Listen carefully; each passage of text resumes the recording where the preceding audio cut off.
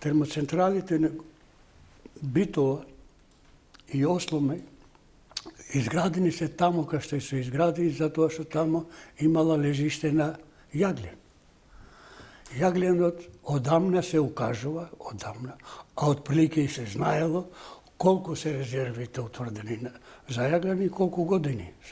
Ова ништо не е неочекувано. Сега доаѓаме во ситуација дека за да овие капацитети кои би биле сите, кои би имало јаглен, кои би имало вода, ги задоволуваат 100% потребите на потрошувачката Македонија. Има една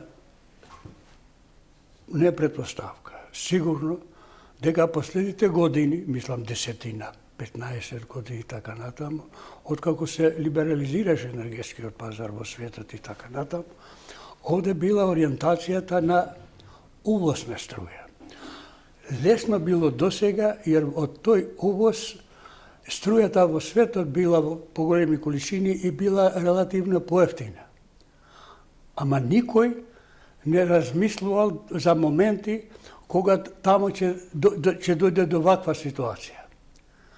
А ориентацијата на увоз имало и коруптивни мотиви. Не можам да ги разбирам да не ја кажуваат вистината за ваква крупна проблематика.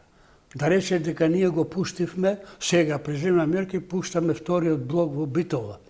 Па никој господинот не чувствува потреба, генералниот директор на ЕНЕМ, да кажува па што не го пуштил пред да почне да влече струја од европската мрежа на електроенергетски систем на Европа, за да се плати сега 30 и уште преземат и денеска.